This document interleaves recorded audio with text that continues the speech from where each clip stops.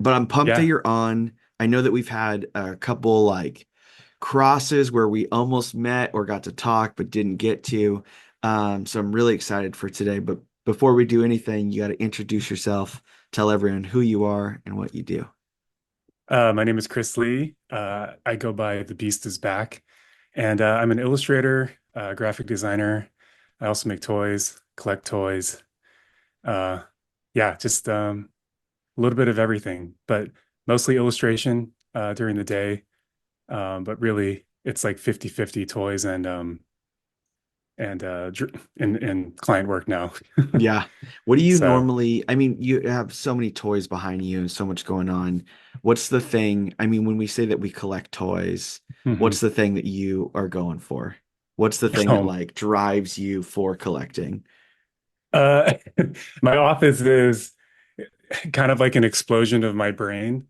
Probably like every Yeah. artist's office. I kind of, it's interesting. For a while, I've always collected like designer vinyl and just kind of really strange, weird things that just resonate with me. Mhm. Uh, I'm collecting less action figures these days. I just feel kind of burned out by pop culture, and I'm just a lot more picky when it comes to like specifically action figures. But Yeah.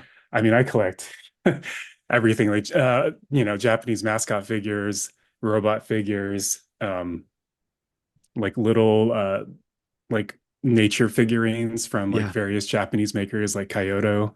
I mean, I collect tons of stuff. Maybe too much stuff. Yeah. Yeah. My favorite things, I don't love action figures as much Mhm. as I thought I would. Getting into the toy scene and doing that stuff, I find myself gravitating towards the weird. Like, I mean, I love Ninja Turtle bootlegs. Like, that Oh yeah. is Yeah, those are good. my favorite thing. I have a weird one sitting next to me. Like, it's my first stuffed animal that I have. And that seems weird, but it's such a crazy looking bootleg. Or like, Well, it's a bootleg turtle stuffed animal. yeah, yeah, yeah, yeah.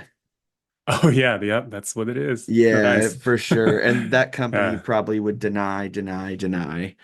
So doing that and like any action figures I have, it's like either they're nostalgia purposes because they're from when I was a kid or people send them to me. But yeah, I definitely get the like you gotta collect the weird. You gotta collect the things that like Japanese mascots, like that's a cool thing to collect. Yeah. It's Like, I mean, there's so many of them. I mean, you have some of your core ones that people know, like the orange elephant, Sato-chan, mhm, uh, and like Peko-chan, the girl with like, from the candy brand, where she's yeah, like licking the side of her mouth. But I mean, there's so many strange ones from uh like just banks, like Japanese banks that would just produce their own little characters. But yeah, I don't really pick, I don't collect one. I just collect whatever I think is cool. yeah, Um, so yeah, it's all over the place. I feel like talking about my collection would be its own video. yeah. Yeah. The yeah, that's crazy. I have friends that have come back from Japan and they were talking about the fact that everyone has a mascot. And then you come Hmm. to the US and like no one really does that. If they have a logo, it doesn't get made into a toy. No. We Um, need more, we need that character culture here, but I don't think it'll ever catch on the same way. yeah. So Maybe yeah, it's Bucky's will lead unfortunate. the trend. Oh, oh yeah. Not maybe not Bucky's, but yeah. Yeah. But I guess that idea, it's It like, yeah, it's so yeah. crazy to think that any like a candy store has a toy, but also a bank could produce figures or Hmm. like that stuff is so weird. But when you like all of the stuff that you do kind of stems from where you grew up, what you loved growing up, those toys, cartoons, all that. Tell me about your childhood. Tell me about all the things you grew up playing with and all that. Well, like a lot of your guests, I'm born in 82. Yeah. So I was at the tail end of Star Wars, but like knee deep in Ninja Turtles. Mhm. So for me, the Star Return of the Jedi I consider my Star Wars movie, and I know people hate that movie, but that was like my movie because it came out in what, 83. So by the time I was able to watch it, like, that was the one I saw the most. And I think I love that just because there were so many creatures and just weird, you know, monsters and all that stuff. But I mean, I of course I watched all of them, but Hmm. so yeah, so Star Wars, yeah, Star Wars, He-Man, Ninja Turtles, like the Holy Trinity. Yeah. And then there's a lot of weird things I like too, or like kind of uh like lesser known like properties like Rock Lords. Okay. Yeah, it's like those rocks that kind of were Transformers. Yeah. And I was really into Constructs. Do you remember that brand, Constructs? I've never heard of Constructs. It kind of had a resurgence, now. Like Hmm. they released some He-Man and some other licensed ones, but they had this, it was a building system, Hmm. but the building system was really unique. It had these, I don't know, kind of like hubs, these square hubs that you could connect, and they had some really amazing space sets. You should look it up later. It's awesome. But I feel like sessions with Constructs really shaped my early childhood. Yeah. Was that like a Yeah. competitor of Lego at the time? No, they're not even like Lego bricks, or they're not Okay. bricks at all. They're it's like a building system. It's really hard to describe. But Okay. if you look up like vintage constructs, yeah, Yeah. it'll pop up. It's Okay. pretty awesome. Yeah. Now you're gonna open something else up, and I might get rid of everything behind me and No, just no, no. that's crazy. Yeah. It is it kind of like the thing that comes to mind is in the movie The Sandlot when he's building with all those like it's Oh, like yeah. this I think that's like metal contraption. yeah, that was like an erector set. Okay. That's like 60s, but it's the same idea. It's kind of like the 80s version of that, Yeah. but plastic. Okay. Yeah. And then I mean, you grew up in like the best of the toys, right? So, Yeah. you get everything that's cool, you get all the major brands, all the cool stuff. As you get older, do toys kind of just like get ripped from you? Do they get sold off by your parents? Do you just forget about them? So I have a unique story there. My mom, in the early 90s, she worked at Toys R Us for 10 years. Holy jeez. Yeah. So it was toys never left my peripheral. If anything, I don't know, her time there, her decade working there kind of burned toys into Yeah. my being, my identity.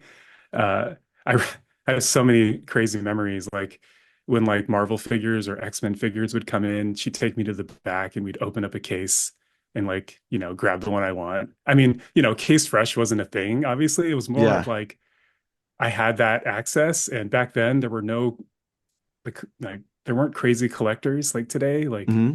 it was just more of like my mom just wanted to help me out. So that That was pretty is, cool. your mom was the first case breaker and like, Yeah, she was. Honestly, maybe she wasn't allowed to do that back then, but yeah. no one was keeping tabs. There were so many toys filling the pegs in the early 90s, like it didn't matter. Yeah. Yeah, that Yeah. is, man, to be and to not even know how cool that is as a kid is tough. Because now it's like I dream about someone being like, "Hey, come with me. We're gonna open a case and you're gonna get I whatever one know. you want." Yeah. That is cool. That is a cool experience. And so since it never left, did you just get to keep all your childhood toys? Did you just like Um, storm away until now? yeah. I Okay. did make a mistake in sixth grade because I didn't have any money, and like $30 was $1 million to me. And Yep. I sold half of my Ninja Turtle collection to my sixth grade classmate without telling my parents, and my mom was Mm, pissed. And so that I regret. I was like, why yeah. did I do that? Because I would have totally enjoyed those, today.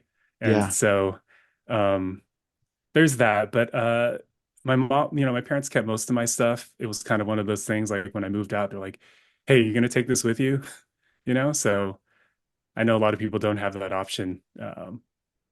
Like they get rid of their stuff early. But yeah, I think in high school it became, yeah, because my mom still worked there when I was, yeah, even early high school, because Spawn was popular. Mm, And so I was starting to collect that, and then Power of the Force like in 95. yeah. 95, 96 when Star Wars came back like with a vengeance. Yeah, not It great was vengeance though. no, I Holy know, but you moly. know what? At the time, it's all we had, Yeah. and I feel like people were truly collecting them back then. Yeah. Um, so I think it was just in phases, like started with my kids' toys, then started collecting whatever my teenage self enjoyed, and Yeah. then yeah, I mean, Power of the Force, that was what I grew up with. And yep, so I knew no better than those toys. And then as you get yeah. Then older, then Buff Luke, yeah. yeah. And then you get older and you look back and you're like, wait, there was better toys. I just didn't get to them. But not Star Wars, not easily accessible or affordable. Right. Like we went from like Star Wars Bendums Mhm. to Power of the Force. It was Yeah. like a huge jump, Yeah. like all we had were those bendy figures and it was crazy. It was like a desert, Yeah. so Yeah, that is crazy. And I mean, toys has had to have informed your art because at some point art picks up because now your mhm. entire life is art. Yeah. And so, high school, when you still like your mom is still at Toys R Us, we're still on the periphery of toys. When does art kind of creep in and take hold? I mean, art has always been just part of me. Yeah. My parents always kind of nurtured that from the beginning. So, uh, I don't think any kid, I count kid as even high school, really takes art seriously. Yeah. We all have goals, dreams, but uh, I think, so art, huge part of my life all throughout childhood, growing up. Uh, so I don't know if, there was a point where it took hold, but I Mhm. think when I decided to go to school for graphic design and kind of niche down and say like, this is what I want to focus on, because I was really into advertising, Yeah. like that industry back then. I was like, oh, I want to do print ads and like, work at Whited and Kennedy and do stuff for Nike, like things like that, Mhm. like kind of like late 90s style advertising. Yeah. um, that's when I was like, okay, this is kind of what I want to do. But illustration was never a focus then. I think illustration back then, when you think about it as like a college major, it's like it could be more traditional art or illustration or like editorial illustration. I mean, it's such a broad topic. So um, just my school that I went to, Sacramento State, Mhm. had a really good graphic design program. And so I decided to just pursue that. And then as I was going through that, I ended up melding my love for drawing with graphic design, and it just kind of started mixing together in a pot. Yeah. Yeah. I mean, graphic design, it's always interesting. Like a friend of mine, as we were growing up, I didn't know it, but he on the side was doing graphic design stuff through Hmm. high school and is now a tattoo artist and has an eye for art and all kinds of stuff. And it was like, why didn't you ever tell me that this was a thing? Like going through, we could have Yeah. both been doing that. Yeah, Uh, graphic design really trains your eye to see things in I guess more structured ways. yeah. It's interesting. Like you see an illustrator who's an exceptional artist, like draftsperson or colorist or whatever, and Mm. you ask them to lay out their own book, and you know, it's like, oh, this Yeah. typography. Yeah. So I mean, it really matters, and Yeah. I feel like um, I'm thankful for that background and that discipline because it really informs like how I approach my illustration work. So Mm. yeah. Yeah. And then, I mean, you go to school for this, you graduate. Tell me about Mhm. that first job coming into some kind of art, anything. Oh, my first real art job actually was when I was 18. Mhm. I joined there was an organization that's I don't think it's around anymore, but they had one in a lot of major cities. It was called ADAC, and it Mhm. was the Art Directors and Artists Club. That's what the acronym was for. And I joined a meeting one day because the local design firm uh, was talking, and I was just trying to get immersed in this career path I Mhm. chose. So I'm in community college. I joined this. Um, I would go to this ADAC meeting, and I bring my my digital portfolio, which is printed out from Kinko's, Yeah. and it's basically a bunch of my high school Photoshop projects a lot of Photoshop collages and like coloring my artwork and like nothing major. I mean, Yeah. nothing of substance to a design firm who's doing like logo and branding work. But I approached them and I said, "Hey, uh, I brought my portfolio. Can I show you? And I'm just curious, do you have any internships available?" And they gave me one. Oh, great. And so at this time, I'm in community college taking like beginning Illustrator classes, Mm, beginning Adobe InDesign, and I get this internship, and I end up staying at that job throughout college. So as I'm learning actual graphic design skills and uh, applying them to my now job, mm, it's like so I always had kind of real world experience as I was going through school. yeah. Um, that also comes with its own frustrations Yeah. and you know, I let some clients down, but it's, part of being young and inexperienced. But they really gave me a chance and I'm so thankful for that back then. Yeah. Those Yeah. clients that we let down along the way, like, Hmm. thank you for being those clients that we got to Totally. learn from. Totally. Yeah.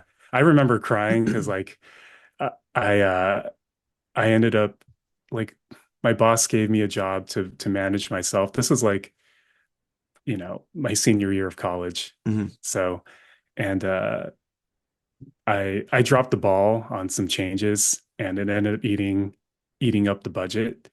And she didn't get mad at me. It was more a learning experience, Mhm. but it was a job that I would have earned the entire amount for versus the firm. Yeah. And it wasn't much. I think it was like $1,000 back then.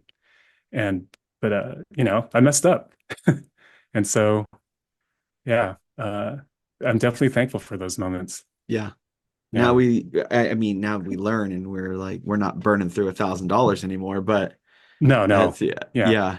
And then like sticking with that through college, what does that look like to leave that place with the skill sets and all the degree and everything going and searching out like, I guess the next art job or the next thing that would Yeah. have driven you? So during college is probably I guess the time I kind of discovered uh this kind of illustration, graphic design, character design Yeah. hybrid thing I wanted to make. Hmm. And so 2004 I came across an issue of there's this magazine called Vapors. It was like a skate and street culture magazine from Sacramento. Um, And funny story, I ended up working for this magazine later, Mm. but I'm out of Borders in 2004 reading this magazine that had a feature on this UK artist named Pete Fowler. Hmm.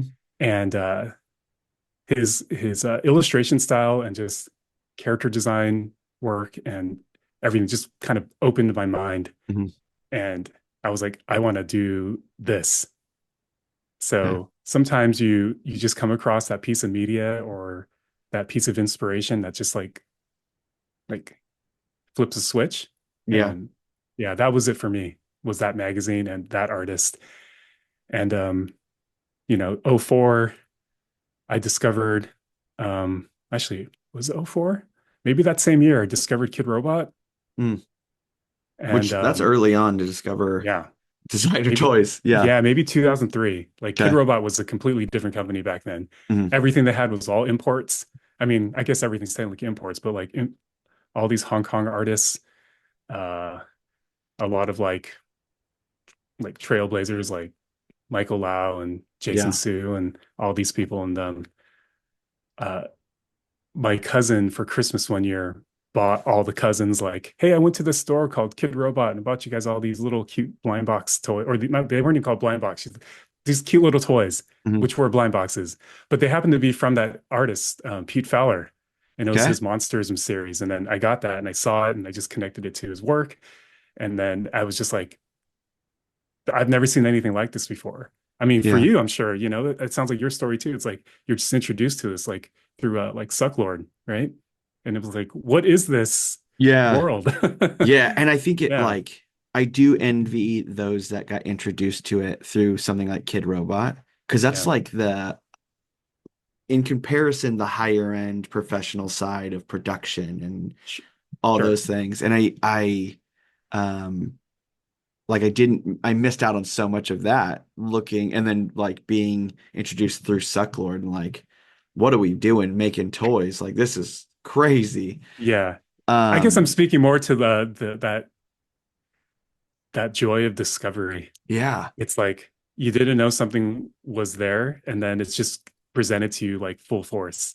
So, and yeah. vintage Kid Robot, there's nothing that can compare to those days. Like, you ask anyone who was into that scene back then Mhm, on that message board, um, even pre-message board where it was just kind of an underground store. It's just like, I mean, Huck, when I was when I was frequenting that San Francisco store, Huck was the manager. Huck G was the mhm. manager of that store. So it's a long time ago. He was just a retail employee. Yeah, which is crazy. Yeah, yeah. After you connect the toy to the art that you saw, Mhm.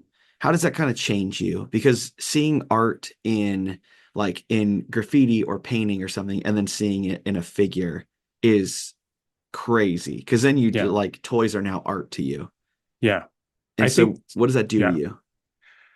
One, I mean, I have no idea how manufacturing works at this stage. Like Yeah, zero clue. It's all magic. I mean, it's still magic now. yeah, But I had no idea of the manufacturing process. It was more about like characters that can become toys, hmm but it's more about designing a cool cast of characters. And at the time, like I feel like uh the culture really, I mean, people love characters now, but those kinds of characters were more prevalent in design work. hmm And there's a uh, an illustration conference called Pictoplasma that still happens now, but that's like all character based. Like it's yeah, just celebrating character design, which is amazing.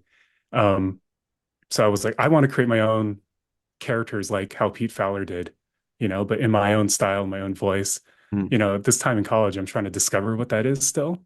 And I created this cast of characters called it's called the Urbanites. Yeah, And it was just, I mean, it's easier for you can look it up and then or we can provide some links later. yeah. Um, but I made these characters, uh, and then I was heavily on MySpace back in the day because Oh it's just yeah. what everyone was doing. hmm And I was connecting with a lot of artists who then became bigger names like Joe Ledbetter.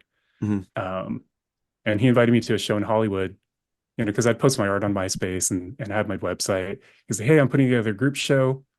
Do you want to be a part of it?" And I was like, "Yeah." It's like LA, I'm from Sacramento. Like, I'll do an art show. Yeah. And so, I did some pieces revolving around these urbanite characters. And at that show, there were some people who worked at Kid Robot that were like really well known on the message boards and just management in the company.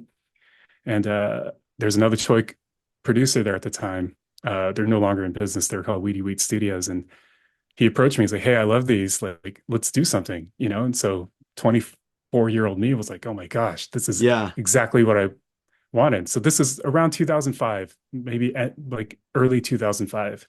hmm So maybe 1 year after, a year and a half after I discovered like this world. Um, and, you know, went into it with being a little naive, hmm but also like willing to take any opportunity someone was giving me. Yeah. That's Uh, crazy. A year yeah. in to seeing the toys and someone says, let's do this. And Well, yeah, based on, and I'm just showing it like showing these characters at like coffee shops in Sacramento. yeah, And like my friend had a store, like really like I'm just trying to do whatever I can to like, you know, get my name out, get my work out. And you just have that enthusiasm when you're younger. yeah, And, there's no social media. There's nowhere I could like just throw it up and have people reshare it. So it's hard when younger artists ask me today, like, what can I do? It's like it's really hard because my experience is so different. You yeah, know, in many ways, it's a lot harder now to hmm be seen. yeah, Uh, and our attention span is just like shot. yeah. So, It is um, crazy hard to be seen. And mhm, especially like you're going to Designer Con, so this Yeah. weekend you'll see, I mean, anyone that goes sees what 700 artists in one room that are Hmm. just producing, producing, producing. And you, in order to get seen to have stuff, have to either have something that's better than all of them, or have a connection to someone, or just get really lucky. And Yeah. The hard part is there's fewer, I mean, there's very few companies who are willing to like come across an artist and say like, hey, let's produce, I love your design. mhm, Let's make it. Like I want to invest in you. yeah, In the early 2000s, there were so many companies that were, I mean, they're not around anymore, but there were just more opportunities for artists to kind of catch a break like mhm, that. Like if your goal was to make a toy, but you couldn't afford it, there was no Kickstarter. You don't have to do any of that. It was just kind of like these companies could fund it for you, yeah, just like how that Weedy Wheat Studios came to me. They only produced two of the toys of, a proposed line. mhm, But I mean, I was still grateful that even those got made back then. So, yeah. I mean, and it's tough too, like early social media and early stuff, like having that produced and then trying to promote that toy mhm. is probably the hardest thing in the world. Oh yeah. Well, I remember the first time we promoted the figure. Um, the figure's name was Mellow. It's kind of Mhm. this kind of my, I guess, the mascot of the Urbanites, who's kind Do of you this have just one, by the gentle way? oaf. I do. It's in the garage. I should have brought it right here so I could show it Oh, to that's okay. you. That's okay. Yeah. We can post a link or something later. Yeah. Uh, so the early some of the earliest promotion was at Comic-Con in 2005, and Comic-Con in '05 was completely different than it is 20 years from Yeah. now. I mean, now.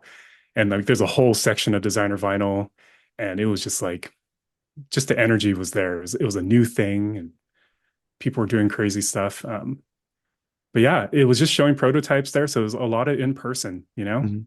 handing out postcards, things like that. Yeah. I still believe in that method. I feel like that's still very important to, kind of show up, because things you see on the screen it's different than seeing it in person. So, Yeah. That's it seems like that's become more commercialized, Comic-Con. hmm. And I think Oh, with that's an the, understatement. Yeah. yeah. Yeah.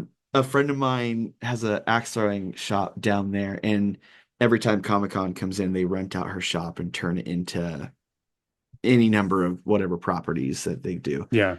And it's like I have no connection to anything. Like, yeah, it's cool, but I don't care if there's a like it doesn't feel like there's an artist behind it. It just feels so out there.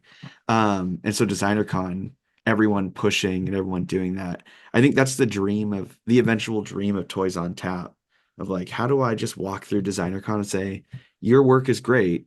Let's find a factory. Let's do this. Yeah. I mean, I feel like Last Bastion is kind of offering that service. I Hmm. mean, they're not funding projects, but they're kind of shepherding people through the process. Yeah. And I think that's really, I mean, there's still a lot of gatekeeping, I feel, in the community, Hmm. just like resources and stuff, but we're all making different things. And it's just about helping someone, just pointing someone in the right direction to get something made. Yeah. Yeah, Yeah, it's just absolutely. I fully believe in just like, if you're ready to make a toy, like your work is ready and you have the audience, like I'll help you. Like, you know, The it's just audience is the toughest part. oh no, yeah, it is. And that's always That, my number one, when someone's like, "Oh my gosh, can you tell me where, a factory recommendation?" And then, I check out their work and then talk to them like, let's step back a little bit. yeah, like Like, let's see if you can sell yes, 200 of anything. of anything. Or have you even shown this? You're just jumping Yeah, straight into production and it's like there's a lot of things people don't think about and yeah, I'm like I don't want you to waste, $10,000 yeah. because That you just is, want the vinyl medium, yeah, it's not the medium, it's like the design, it's do people resonate with your design? yeah. Have people even seen it? There's also Oh, that. yeah. I think that's the Yeah. thing that I'm learning so much of, even in this small, like that chum piece. It's like, Hmm. it didn't cost me tens of thousands. So like I'm Right. luckily not into it with that much. But the bigger part is like this is a good test. Do I have the audience? Do I have this to make this a viable option for Toys on Tap? Do And I did you have show Chum before and like as a 3D print, as a painted Yeah, prototype? Oh, yeah, you did. Okay. we Okay. like the only thing we didn't do was a painted prototype. Hmm. But there was like possible paint mock-ups of stuff. And so it was Oh, yeah, like, yeah. Yeah. yeah, so So blanks you're were getting people decided. excited about it. Yeah. Yeah. And I think that's I mean, that got birthed out of a gallery produced a toy of mine and then was mad at me that it didn't sell well, but they posted it one time and like hid it behind another post. And it was like, man, your guys' following is massive and you didn't promote or do anything and you're mad. Like I don't it's shocking that I have to tell you how to run social media. Yeah. And It's are you so talking about the Furby one? yeah. The Furbzerker, right? Yeah, that guy Yeah. right there. Yeah. That's a really great sculpt. Oh my He, gosh. yeah, the sculptor Yeah. that did it, I still work with him on stuff, and Mm. he crushes it. We're working No, on it's something that's like crazy right now, and I'm excited for that project as well. yeah. No, it is difficult when you have to rely on other people to do certain things, Mhm. but it happens sometimes. So, Yeah, it was a yeah. good learning lesson, and I think that that's Yeah. so coming off of the high of getting figures produced, or Hmm. like even the conversation. 24 years old, you're like moving in this direction now. Like Yeah. this, I can only imagine the next conversation to someone is like, I'm a professional artist. Like, hi. And so, like, what does that look like? How does that kind of change your trajectory? Uh, I think it's more of a, shoot, I haven't really thought about these feelings in 20 years. Yeah. Uh, I think it doesn't necessarily change it. It kind of cements it. I feel Mhm. like it's like it's something I set out to do. I found a way to do it, Mhm. and so I'm going to try to keep doing it.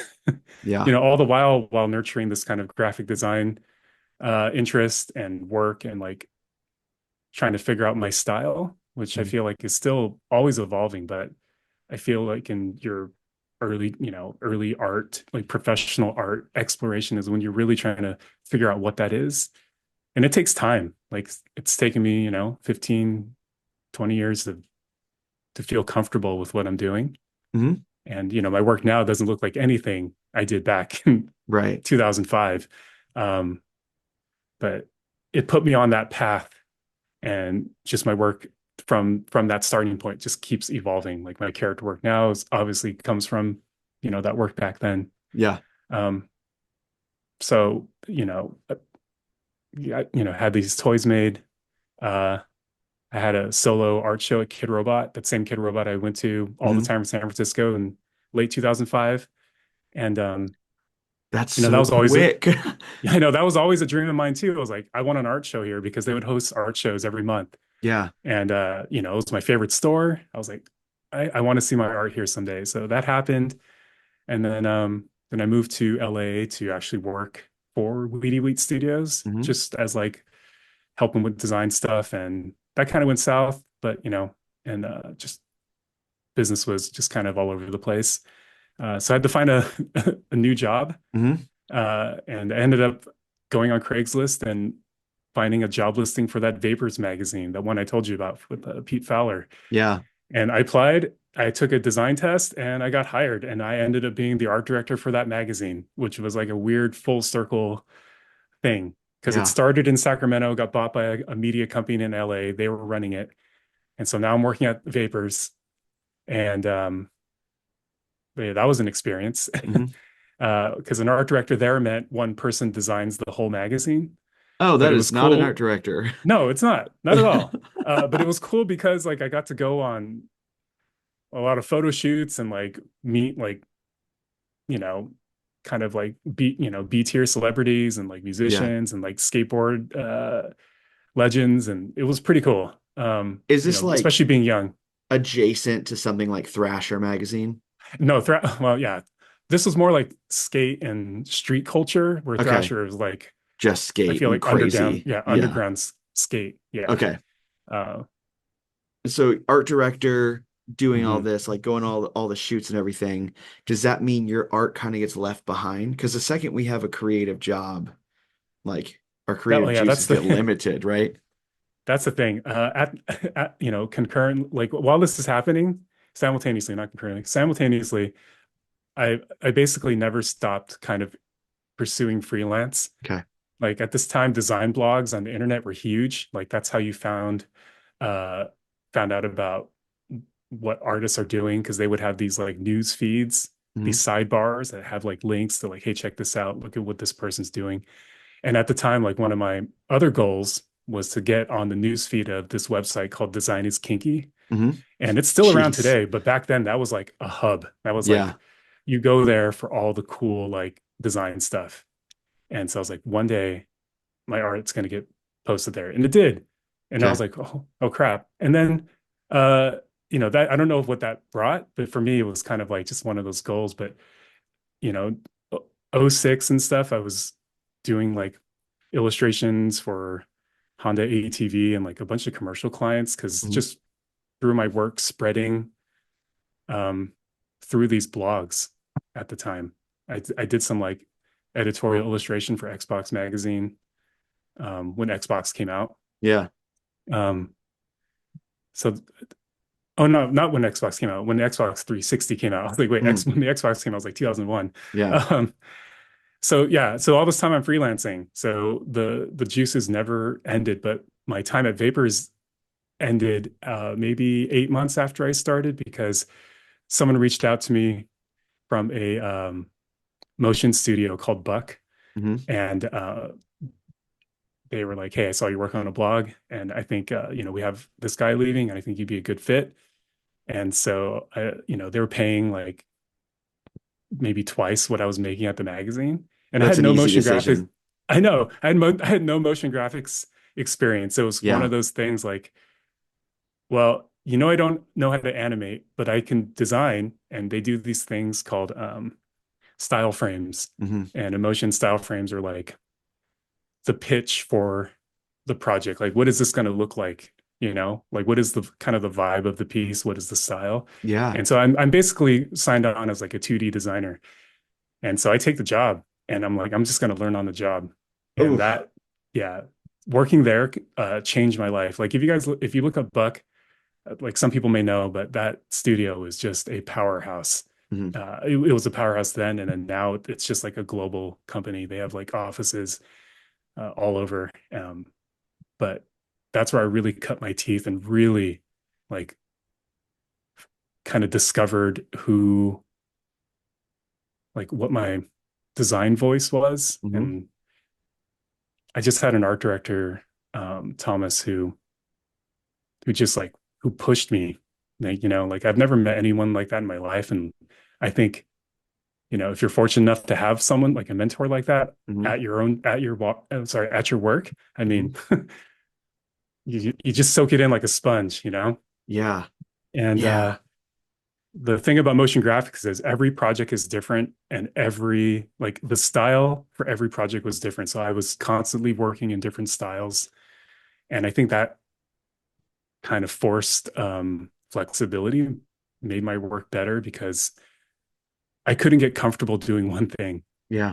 and so I was just learning new things, new skills all the time, just working collaboratively with my other coworkers, 3D artists, concept artists. Like it was just like it was a crazy time. And I'm like 27, 28 at this time, and it's like perfect.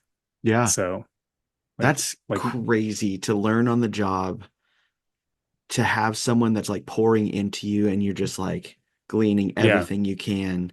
yeah. And then also defining your voice all at the same Hmm. time. Like all these things are just perfect storming. It is. Yeah. And so I'm freelancing this whole time. And that's also where it kind of leads me to the next part of my career path is where I kind of burned out. Hmm. Uh, I was basically full time during the day, go home and freelance 5 hours and go to sleep. Hmm. But I was just pushing hard because I was like, I need to build this portfolio.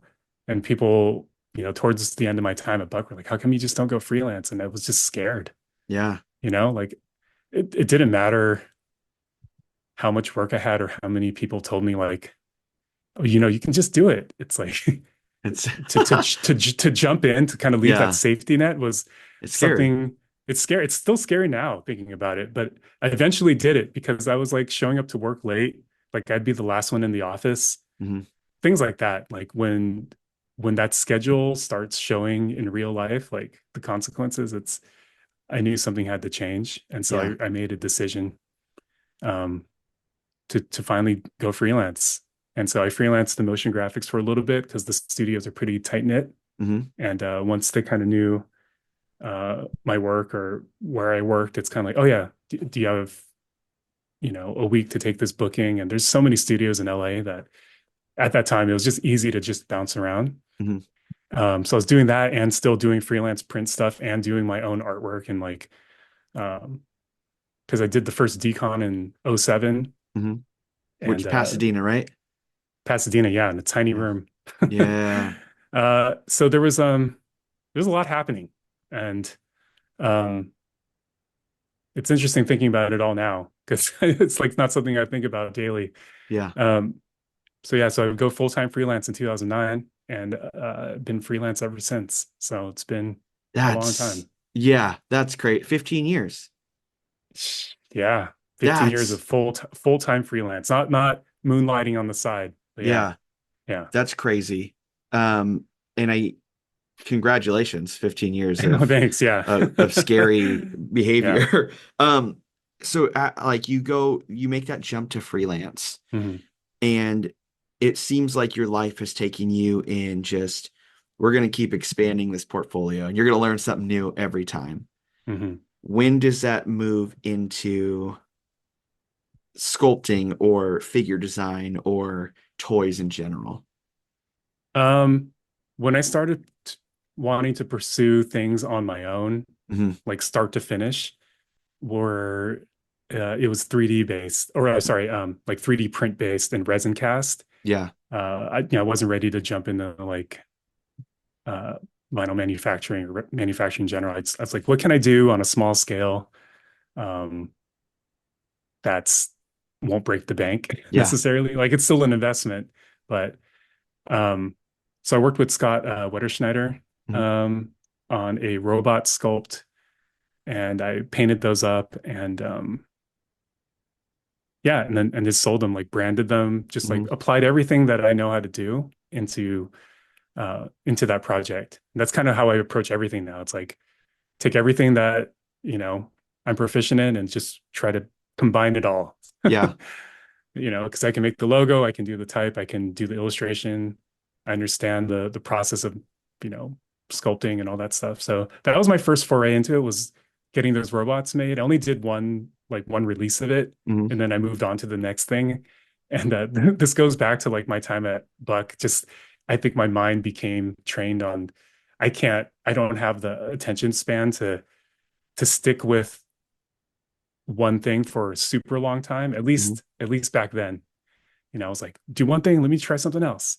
Yeah. And yeah, before long, I learned that it didn't matter that I just kept doing the same thing. It was more that people just started believing in kind of everything I was doing. Like I didn't have to confine myself to like one character, like Hmm. I'm known for this character X and I have to do that forever. Yeah. It was just more like they were just interested in seeing um, just my approach, I guess, on whatever it is I wanted to tackle, whatever theme or whatever. So I think that was kind of freeing, and I think only now do I feel that complete kind of freedom where I'm Hmm. like, let me just experiment and hopefully people like it. You're gonna get people emotional listening to this podcast, man. That's crazy. Yeah. Uh, Yeah. Sorry, went off on a tangent there, but yeah, it's tough, Abe. I feel like yeah, there's just so many things happening at the same time at a lot of these stages in my life that yeah. like I knew Dove like way back. Hmm. I feel like I've known Dove for like shoot, almost 20 years now. Jeez. So I've yeah. known Dove. I mean, it's only been like 3 or 4 years Oh at this yeah, point. right. Yeah. And one of my favorite people by far. That He's the same makes, guy as he's now as he was then. yeah. Like he's just unchanging and he's just perfect. So he's always been a friend and Uh, his humor is like, Yeah. if you just get it, you get it. Yeah, Yeah. I produced toys with him and I've sold with him and all kinds of Hmm. stuff and it's super fun to he just questions like I made a smaller version of the Berserker and it was like I sold it through him and just he has realistic production questions and he just like you're gonna hate painting this, Abe. Like you complain about this, you're gonna hate painting this. How do we make it easier? And our conversation always goes the same, like, oh no, let me like I got it, don't worry. Yeah. But he You know was what? right. I listened to his episode that where you had him on, Yeah. and it was just Dove like basically doing a massive history lesson. I Yeah. remember like because I was listening to it at the dentist and I was Hmm. sitting in the chair and I'm like, has Abe talked? It's like, No. no. It's just Dove like he has stories for days, but like Yeah. he approaches things practically. And you know how I was like telling you when artists ask me like, hey, I love your toys. I want to make a toy. Where do you get them made? I feel like I follow his school of thought where it's like, slow down, Hmm. you know, ask yourself these lists of 100 questions. Yeah. Yeah, like it's such a smart thing to say slow down. Yeah. Yeah, there's been a couple episodes like I had him on a couple times and I've had even having Suckler on the podcast, it's like sometimes I just get to sit back and like not talk, which is nice. Like you just run, just go for it.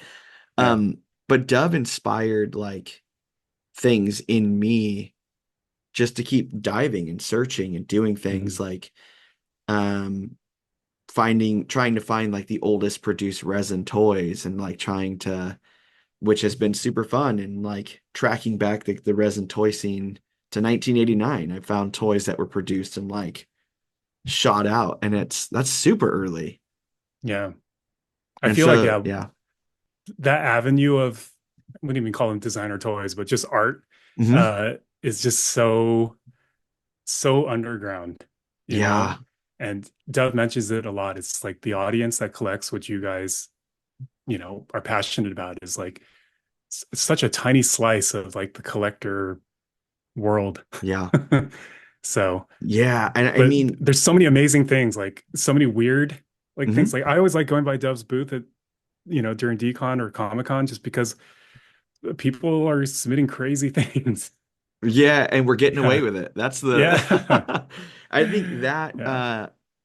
Toys on Tap started with just going to the resin scene. Mhm. And then it slowly I just started realizing how wide this scene actually is. Like Yeah. Safubi and designer and art and so it just kept spreading and spreading and spreading. And so now I just don't even now I walk through Designer Con and say hi to most of the people that have been on because and they're not even in the resin alley area. They're just Yeah. everywhere, which is I mean, nice. even your episode list, like you're basically you want to hear everyone's story. I do. I do. Yeah. I want to become So the archive, is what it is. yeah. So after you've begun, you produce the robots and you move on, Oh and yeah. we get kind of in this emotional spot where you're now here in you have the ability to kind of produce and test and do things that you want to do. And which kind of leads into how I found you. Like Mm.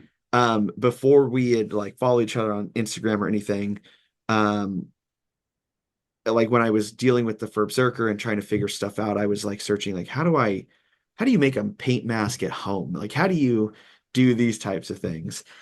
And one of your sculpts came up and it was like a blog of like all the things that you need or will do with this one toy. And I think it's is it Pteranator? Oh, the Toronto, yeah, the Yeah. pterodactyl figure. Yep. Yeah. And it like it's you had said earlier that like gatekeeping still exists. And I get it. I get that people don't want to slow down a factory. To think that a factory will slow down because I need 20 pieces, like let's have an honest discussion. Yeah. But I don't know if it's about slowdown, but it's more of like, hey, I like your quality. It's yeah, kind of like I also want to produce quality. So, yeah, it's sharing that kind of like secret sauce. That's the Yeah. tough part. And so it's like, I Yeah. think my goal is to never like point, I just want to point people to wherever they need to go. Honestly, it's whoever wants it, you can go get it. I don't care. Yeah. But I found it through there, and then how you explained every aspect of it. Like you moved from sculpt to bring this beautiful piece to life and paint masks and production, all that stuff. And then Production errors, yeah, problems. Yeah. Yeah. and then Karl and his arm production Yeah. air, like so Yeah. I've been like following that side of your work because that side is so enticing that you're willing to Mm, say, this is the behind the scenes. This is the kind of the crappy part sometimes. So tell me yeah. about the first moments of, I mean, you can start with either one. Either we talk through Karl or Toronto, like which one you want to talk about? Well, I guess after the I do that robot series, then Yeah. I started experimenting with some wood-based projects, and then I wanted to turn a Rhino Beetle design that I had as a Oh yeah. embroidered patch into a sculpt, like a resin piece that I would paint and sell just like everything Yeah. else. On the log, And right? yeah, on the log. Yeah. And so it was Decon 2018. I had them for sale, Hmm. and Unbox was there. And I've always admired Unbox's Hmm. work. And I went to talk to Dan. I said, "Hey, Dan, I got something to show you, like with no expectations, like, hey, I was just excited to show him like what I was doing. Hmm. Because I just, like what I love what they're doing. I just wanted to share it. So I showed him, and he said, he looks at it, he's like, you know, I think we can make this. And I was like, what? This is at Decon. Yeah. And then so he took a chance on me. I mean, he's seen my booth before. Um, he knew who I was already, but it was more he took a chance on this design, and ended up being super popular. And it's been, we've had, I don't know, 13 or 14 releases since. Hmm. Um, and it just keeps going. And that's one of those things where it's like it was a self-initiated project that turned into, an opportunity. Yeah. And I'm always an advocate for that stuff. It's like I mean, everything we're doing, we're trying to make opportunities for ourselves. Yeah. Yeah. Yeah. Yeah. You never know who's going to see it. And so, you know, that put me deeper into the vinyl world in a way that I don't think I've been before. Like I've Hmm. always kind of been in the toy scene, but not like where there are people who are waiting for releases and like Hmm. variants and drops and things like that. And so, um, after that point, I was like, maybe it's time I self-fund a designer toy or, a vinyl toy myself. Hmm. And I love dinosaurs. So I was just trying to lean into something I love, something I'd be passionate about, and I could stick through that crazy process of making a toy. And so I picked the hardest thing to make a toy of, which is a monster with wings, because Yeah. wings and Sofubi or soft vinyl are just there's just so many technical issues with wings, just the Yeah. thinness and the shape. And anyway, I said, forget it, I'm still going to do it. And yeah, sketched something out rough, and then felt good about it, got it sculpted, still felt good about it, and then just decided to jump in. And it was a complete gamble. It Hmm. was 100% self-funded. I didn't do a Kickstarter. I just said, I believe in this, and I hope someone buys it. Yeah. So yeah. There's a I mean, meme going around. I was sharing the process. People were excited about the design, asking like, "Oh, is this going to be vinyl and stuff like that?" But Yeah. that doesn't mean anything. It's kind of like when you Right. show a piece of art and like, "Do you sell prints?" And you're like, "Yeah, I got prints in my store," and then no one buys the print. That's Right. the joke. It's there's a meme going around where it's like the world's on fire and then someone shouting like, Mm. come buy my art. Like, Yeah, yeah, there's that too. But yeah, I um, that so is yeah, so that was my crazy. first. Yeah, that was a chance I took on myself, and that could Yeah. have failed, and it would have been an expensive lesson, but it turned out better than I thought. I mean, everything sold out, and I'm going to start doing customs finally on some blanks I had made. Hmm. And you know, my mentality now is like one toy project funds the next, Yeah. just because it's just so expensive to make toys. Yeah. Um, I mean, I wish I could put four things in production at once, but one, I don't think I have the mental strength to Hmm. deal with notes on four productions. with the factory. Yeah. Uh, but yeah, I think, kind of one big project at a time is manageable. Hmm. So, collaborating with Unbox and they're releasing things. It's like it's doable that way. I know plenty of artists do multiple releases throughout the year, like solo. I'm like, I don't know how you have the time. Yeah. I mean, It's nuts. Unbox collaborating, that's a dream, like to collaborate with Yeah. Unbox. I've sent them a message. We've talked a little bit of like, I don't care what it is. It doesn't have to be a toy production. I just Hmm. want to collaborate in some form because I love that brand. Yeah. Um, but yeah, doing a toy completely self-funded, that's wild because you're taking Yeah. it from sculpt all the way through factory. I'm assuming your first run, how many did you have printed? Your first, The Toronto. yeah. Um, oh, it was like 900 units because I did Oh all the my colorways at gosh. once Yeah. because it was cheaper. Yeah. Yeah. They Yeah. they give you the math and like, well, if I fire up the molds later, it costs a lot more than shipping Mm-hmm. and all that. So I was like, I was happy with the colorway that I kind of mocked up in Photoshop. I was like, Mm-hmm. let's just do them, you Yeah. know? Yeah. So yeah, it was a lot. Yeah. It was a lot of units. In the small, like, that's why I think starting small with that like chum figure was super helpful Mhm. for me. I don't need Size 900. too. Yeah. Like Toronto is 8 inches, so it was a Massive. lot of boxes. And Yeah. so yeah, smaller figures much more manageable. And I think, and you're trying to sell enough to just recoup costs at first. And then it's like, how much can we go above this to fund the Yeah. next? Hmm. Um, and my goal, I think going into it is like, I just want to get people's work produced, but also like, I want to make it as cheap as possible for people. Like, I want them to be able to pay the least amount to get it. Yeah, I remember you mentioning that in another episode. I forgot who you're Yeah. talking to, but it's like I love the idea of accessibility, Hmm. but there's also like you don't want to underprice the market. Right. It's Right. like you don't want to offer this for $10. I mean, people will buy it, but it's like a perception thing, you Yeah. know?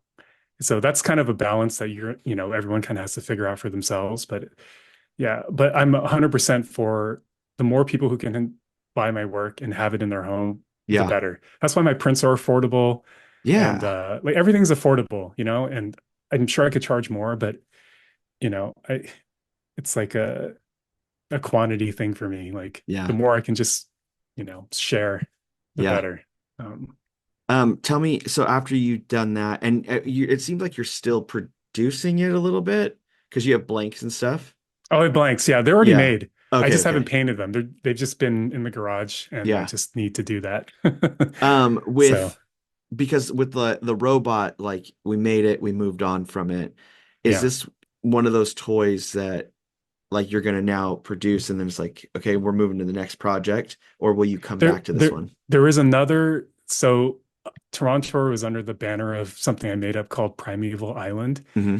And before it was going to be like Toronto and like other kind of dinosaur characters that follow the same style, Hmm. kind of exist in this, Skull Island type place. Yeah.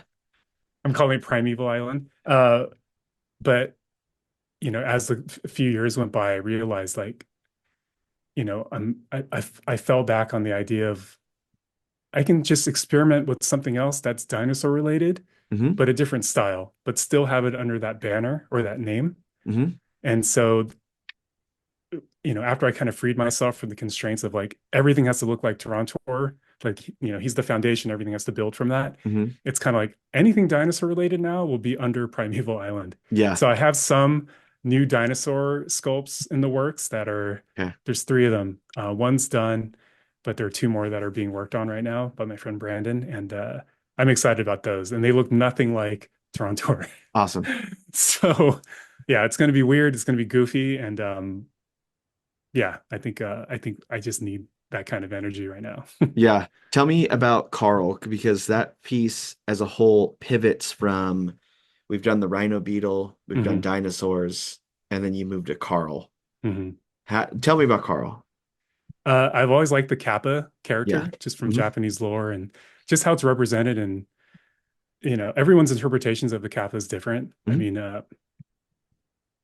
traditionally it's a pretty vile character, but there's so many cute versions Hmm. of a Kappa that I feel like I felt like I wanted to do my version of a Kappa to kind of contribute to that. Hmm. Um, I mean, there's so many soft vinyl makers that do such amazing versions of, you know, of that, or drawing inspiration from that lore. But yeah, so I just decided to do it and sketched some stuff out, tweaked it, got it sculpted, and I was like, yeah, this is it. And then I started building a brand around it, and I haven't shared a lot of the merch I've been building around it, but I've been kind of approaching it like Sanrio. Hmm. And so yeah, so when Karl is released, there will be this big I have this big rollout planned. Nice. Can't wait. Yeah. Yeah. So And then yeah, you it's got just Metal Karl, which is Metal Karl, also yeah. I can't wait. Like when someone takes a character and then does the other character, but like metal, one of my favorite things because it's such a fun, like, we're just gonna move the other way, but it's still Karl. Yeah. And Yeah. I was doing my research. I was like, has anyone done a Mecha Kappa yet? Hmm. Uh and I couldn't find one that was 100% like Mecha. Hmm. I was like, huh. So uh so I did I so my idea was that Karl was kind of a tinkerer and he Hmm. just built Metal Karl in his image. Yeah. And kind of like Urkelbot and Steve Urkel. Oh yeah. He's not like a Terminator or Yeah. anything. Um, but yeah, it was just a weird idea I had, and the design worked, and I was like, yeah, this is strange and cute, and it kind of works in this world. So yeah, That's rad. That's so thanks. rad. So I mean, tell me about some upcoming projects. I mean, you have the two dinosaurs that are coming. We got some Karl stuff working. Yeah. That's Well, a I lot got of projects to be There's like, more Karl stuff working in the works too. okay. There's some there's some unexpected avenues for Karl. Yeah. Um, I can't share those yet, but Yeah. I'm staring at it, but I can't share it Yeah. yet. Uh, I have a Ninja Turtles release with Unbox. I Awesome. think that's probably going to come out maybe early spring. Okay. It's being produced right now. That was also a dream come true to kind of go back to my roots and contribute to the brand in that way. Yeah. And that opportunity wouldn't have happened had I not had this relationship with Unbox. So it's like everything, everything's connected. Um, Other than that, uh, oh, I am doing well related to Karl. I haven't Mm. really shared this anywhere, but I'm doing a series of 3D printed fictional fishing lures. So Karl likes fishing. Okay. So I'm basically making lures that he would use and then sizing them up to like human scale, obviously, Yeah. not figure scale. And they're just going to they're super fun and abstract and kind of wonky, and they just match his world. It's like, what do fishing lures in Karl's world look like? Yeah. And so those are going to be offered as like 3D printed sculptures that they're going to come on a black walnut base with like a brass rod. So it'll be Hmm. really easy to present. Um, so yeah, excited to unveil that. I'm going to start printing those with my friend later this week. So the sculpts are done, and so yeah, Yeah. excited. Those sound awesome. That's Yes. such a fun way to like Yeah, build out a world without having to build out the world. exactly. Yeah, and it's just Yeah. like I love fishing. I love fishing growing up. Hmm. I don't fish anymore here because LA is not a fishing city. Yeah. uh, so I'm just leaning into like my childhood in different ways. Hmm. It's not just like I'm gonna draw He-Man. For a long time it was that, and then now it's like um, just drawing from feelings and moments and like I don't know, deeper things. I don't know. As you get Yeah. older, it's like that's why like pop culture, I was mentioning earlier, just kind of burned me out. Hmm. Um, just how much there is now, and just yeah. So I'm just trying to find other ways to get inspired by nostalgia. Yeah. With DesignerCon coming up, when this releases, it will be after DesignerCon. So we just got back. Uh, but not having a booth this year, what's that Mhm. feeling like? Going as just a It person. makes me sad because Yeah. there are very few people in that room that will have been there since '07, Hmm. which was like me and like five other vendors. Yeah. uh, so to have skipped this year, it's like, things change. Hmm.